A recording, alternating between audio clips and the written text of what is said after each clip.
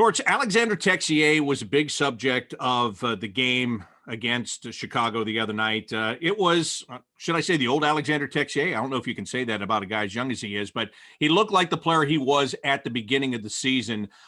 What did you see in him? Why do you think that he had more jump in that game? I just think he's the word I use with him. He just looks freer playing. He looks more in flow, more confident, more relaxed as far as his legs and just his confidence with the puck. And he is playing. Like, remember, he had a great start to the year as far as how he was playing. That's where he's playing right now and got a ton of ice time. Are you surprised that I don't know if this is the right way to put it, but he fell off. He did fall off. Are you surprised he fell off to such a steep degree before coming back and playing like that for you? Yeah. Well, I don't know. I don't know. I still don't know him totally. In such a crazy year where guys are living alone, young guys like him living alone, they're not able to get out. They're not able to be with the group. I think that affects some guys. I think it. I think it puts them in a situation where they lose some energy, and I think it happened with him. And I think it mounted. I think he started almost trying too hard, and then he did. He went to a grinding halt as far as how he was playing, and we sat him for a bit, got him back in, and he slowly regained his energy and. Really encouraging Bobby to see, certain minutes of his game and certain games within this year of what you think he could be. Now he hasn't done it consistently, but there are certainly flashes of something very good there. The reason that I was surprised that he fell off so badly is because of his personality. I always say that I think he's one of those people that walks that line of confidence and cockiness really well. He walks it like a tightrope. He's very confident in his own abilities. And I know you've talked about having swagger many times these past few years. I'm sure that you like that kind of attitude for a guy like him. Yeah. The thing I like about him, he's all business. He practices well. I don't hang out with him after games or after practice, but when I see him, he's very focused on what he's trying to do. And yeah, I'm going to keep him at center. He seems to be getting better. He's working on his face-offs. He's understanding positioning better. Thing I like about him, he has the legs and the willingness to close people out defensively. So hopefully it'll keep growing. You did not lose Michael Del Zotto at the trade deadline. Are you thankful for that in any ways as a coach? Yeah, I want what's best for Mike right now. I want him. He's a guy that's been bounced around here, has given us some really good minutes. I think he's been embraced in the locker room. I think he's helped our locker room with some of his veteran presence and some of his things that he's gone through as a player, his experiences. So it gives him a chance to stay on audition for Yarmo. He just signed a one-year deal with us here. And I hope he keeps on improving. I hope he keeps on playing well because you like to see him. You like to see him be part of this organization, and I think he likes it here. He's befriended a lot of the players real quickly here, and I think he's well liked, vice versa. So hopefully it'll work out for him. Yeah, and that fills a couple of holes for you. Number one, with Zach Werenski out, you don't have to, with him still here, you don't have to worry about who's going to play on that top pair with Seth Jones. But the off the ice dressing room stuff that you just talked about, how much more important is that once David Savard and Nick Foligno depart to have a guy like that? He hasn't been here as long as them, I get it. But like you said, he's earned trust, he's earned respect, and he can be kind of a voice. Yeah. You lose Savvy, Nick. Jens, all those guys. We forget about Jens and the injuries and Z and all that. Your room's pretty naked, and we need to rely on Jonesy and Cam. And I think Jonesy and Cam have been with kind of the group that's been here for the past 5 years. They're still in that locker room. I think Del Z has kind of put himself in a position that he's counted on that way by them. So. I don't want to forget names, and I probably am, but those three guys are the ones that stick out as far as to carry this room through the remaining weeks of our season. and have some decency in there as far as professionals. It's One, hard for guys. I don't mean, Bobby, it's hard for guys like Cam and Jonesy, the guys that have gone through the whole process here, and we started climbing. Now everybody's gone, and we've kind of fallen off. It's going to change. It's harder for those guys, the new guys that come in here, to keep their enthusiasm up. But I think that's an important part of their role.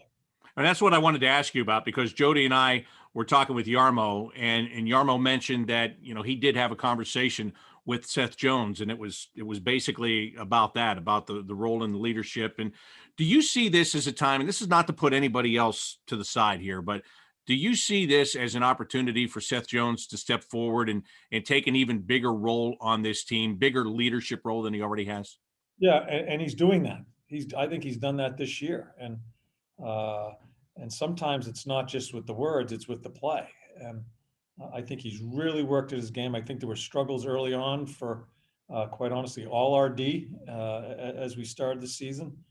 But as we've gone on here, I think Jonesy has really taken upon himself to be a leader by just how he plays on the ice. I think eventually he's a very respectful guy. Nick is not here. There's not a captain in there. I think that's when maybe he can lend his voice a little bit more in the locker room. I think he respected the position so much as a captaincy that he didn't want to step on Nick either, as far as saying things. So now it's more wide open for him, and I'm sure he's trying to fill that gap. Has he gotten to the point in his career, do you think, yet where he can be a backbone of the organization kind of a player? Oh God, yeah, yeah. I think he's one of the top players in this league. I think he always should be talked about. You talk about that award, and it ends up being to the defenseman that kind of has the most points sometimes, as far as that Nor. But that award's about offense and defense. I think Jonesy can bring both, and I think he has shown that, and he's got great legs. He's one of the top defensemen in this league, and he certainly can be a cornerstone of an organization. Patrik Laine, I want to ask you about the second goal he got in the game the other night, because it was 200 foot, coast to coast, right through everybody, right to the front of the net. You've been telling me for weeks that you've been talking to him about possessing the puck longer, driving all the way there. Is that the kind of goal you were talking about? Yeah, the biggest thing with Patty in that game, he was just totally engaged. He was very competitive in all areas of the ice, and I think things fall into place when you have that engagement, that competitiveness that he had that particular evening, and I think things fall into place. And he saw he had some ice to play on, and when that big guy gets going from the back of the net and has that type of speed approaching the red line, he's a handful for a D, as we see. As we just saw, one of the best goals I've seen in quite a while. So yeah, I'm not trying to change Patty. I'm just trying to get him in a more consistent mode of engagement in those type of plays. And it's funny how the puck found him in the high slot, or not even in the slot, out higher on his first goal. Things kind of fall into place. So more and more that's been in his game. It's my job to keep on asking for that consistently as far as engagement, and I think things will get straightened out for him. How hard is that as a coach to get engagement? Because I think from a fan standpoint, look, all of us who don't have the talent to play the game find it hard to understand. How can you not be engaged? How can you not be excited? How can you not be giving everything you have in every shift of every game that you play? From a coach's standpoint, and I'm sure he's not the only player that you've ever dealt with that wasn't engaged here or there. How do you get that out of people? Yeah, and a lot of people. It's a big part of coaching. It's a big part of my job is to get the effort out of everybody. And there are so many different personalities in this game, so many different things going on in people's lives that we forget about that sometimes. There's other things going on personally with players, and these are things we've got to kind of weed through as coaches and a coaching staff, and just ask for that total effort on a game night and on a practice day. We don't have them much. You don't have them long. We only have them for about an hour and a half in a day of a practice and 2.5 hours of a game night. And I don't think it's too much to ask, but there's certainly other things that come into play. That's the challenge that we try to put to our players each and every day. Be the best you can be. And we're going to keep on asking you that. How many times in your career have you gotten on a guy or yelled at him, wrote him about something, needled him when you didn't know what those other things were that are going on? Because sometimes that's the hard thing to find out. Sometimes Absolutely. guys are quiet about it. Yeah. Sometimes the teammates know, but it doesn't get to the coaching staff. How do you find those things out? And have you dealt with that where maybe you're riding a guy and then 10 minutes later you find out you got to go, oh my goodness, I'm sorry. Yeah. I get mad because they should feel comfortable enough to come and talk to me. Like I've said to you many times, Bobby, the most important part of my job sometimes versus the hockey player is developing the person. That's something I take a lot of pride in and a lot of thought in developing the person. I am very fortunate to be in a position to develop people. I'm doing it in a locker room, which is a pretty cool place to be doing it in. I need the information. I need the two-way communication. I think a lot of times I get put in a box that I'm not listening, that I won't listen. I want to listen. I want players to come and talk to me. And so it has happened many times in my career where I find out a week later after we've gone at it pretty good that a certain thing was going on in this kid's personal life, and it breaks my heart. But I get mad at the player even more because he won't talk to me, and just basically he doesn't have to give me all his personal information, but deal with me a little bit. That this is, I'm having some problems here. Okay, then we'll help. I want to help. That's what my biggest my biggest goal is to help the person. And there may be some avenues we go down that he may not like when I'm trying to help him, but that's my goal, is to help the person, to turn him into the best person he can be and the best player he can be to help this team win. As you're getting here toward the end of the season and you're going to have more young guys around and playing in games and all that, I'm just thinking about this. Do you feel that younger players are intimidated by you at all? I don't think it's so much intimidated by me. I think they're intimidated by the position, by the title of the position. I think it's a little bit of Neanderthal thinking back in the days when a player couldn't even come near the coach's office. And that happened in our game. It's happened in our game where you can't go to the coach. You're not supposed to talk to him. And it's like the coach is talking down to the player. I have never gone about my business that way. I am very direct. I am very honest, because I think the player deserves the honesty each and every day when it's needed, because I think I'd be doing it an injustice if I was not honest with him about situations. And I think sometimes when some of the things come at you and you didn't expect it to be that honest, it turns you into, well, I'm not going to go there. But that's how it works. That's how you develop a relationship, is to come back and say, you know what, but I disagree with this, or, just to have that two-way street. And that's how you develop relationships. And there may be some conflict in it and arguing. I think if there is some of that, then both parties are being honest. I do think that's when you see there's some honesty. And I love living in that world. I love being part of those conversations, because I think at the end of the day, or at the end of the month, or the end of the week, or whatever, how long it takes, you become closer. And that's our job, is to kind of fit so we can work as a team here. And that'll never change with me. I'm going to be totally honest all the time, and I want the same honesty coming back. The reason I ask you that is because Josh Dunn is coming into your lineup tonight. And like, if I'm him and I'm coming right out of college and I know the reputation of John Tortorella, first of all, I'm nervous about playing in the National Hockey League, but I might be a little bit nervous about dealing with John Tortorella. That's why I ask it, because you're gonna face a lot of guys like this. But here you are giving another young guy a chance. This is much like Eric Robinson a couple of years ago, although your team was on a different trajectory at that time. But I know you still enjoy giving these guys opportunity, don't you? Yeah, first time I met Josh was I had just finished working out the other day, and I went down to the Lexus Lounge there to get breakfast, grab my breakfast, sitting there in my office eating. I have a mouthful of eggs, and who walks in my office is Josh, and wanted to introduce himself. I loved it.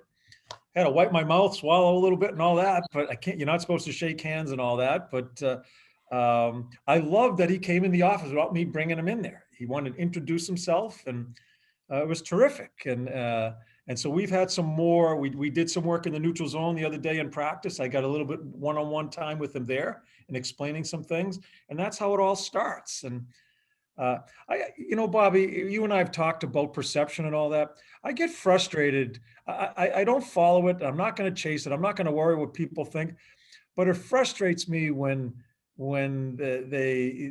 people just don't think that I care about the player and the person. And that is that's my ever being, is I want to understand that person better so I can help them to be a better person and a better player.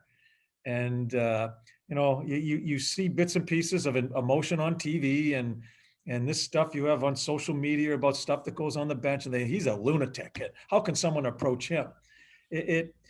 That's what frustrates me, because I think it jades the player. And once the player gets to spend some time with me, I think we can get down that road. So that's what I look forward to. Yeah, and that's really what I'm asking you right there, because if you just come in from the outside, look, I told you before, I thought you were a lunatic before you showed up here, and I think you're a pretty good guy. Yeah, well, I appreciate that, Bobby. Hey, I want to ask you more about Josh specifically, though.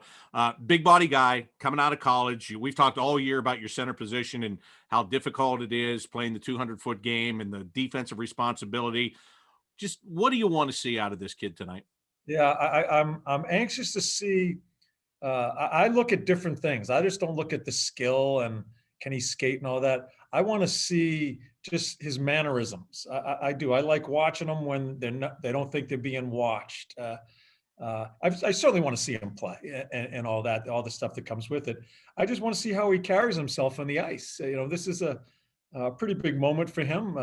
It's not a great situation where a team that's kind of finishing the year out, but it gives him a great. He's not thinking about that, because we just tried to find him here in the locker room. Lars couldn't find him because he was walking around the rink here, just taking in the rink. He said, "Man, this is a beautiful building," and you know we come to the rink, it's just another building for us to play in, and he's just taking it all in. So what's fun for me is just the innocence of it, to see the innocence of a young guy. He's going to play his first game, and you don't realize some of the things that's going through his head. So we're certainly not going to fill him with a lot of thoughts. I'm just going to watch him and see how he handles himself. It's great you said that, because I was thinking, like, we all get so spoiled. 12 Oh, years into the league, I can go into Dallas and I'm just like, oh, here's what I don't like about this place. This is what I do like about this place. That all of that has worn off. So that would be fun to be around somebody doing it for the first time. yeah, and I always enjoy the young players and how they're just the innocence. I really, it makes you really think how spoiled we are. This is the world of bubbles in hockey now. We talk about the bubble and playoffs. We've lived in the bubble forever because we're spoiled rotten, as far as all the things that are taken care of us, for the athletes, for the coaches, in the buildings, in the hotels. We're spoiled rotten. And I think sometimes we do an injustice to the thinking of some of these athletes, because they think this is the real world. Wake Yeah. up. Yeah, exactly. Hey, and just one more thing about him too.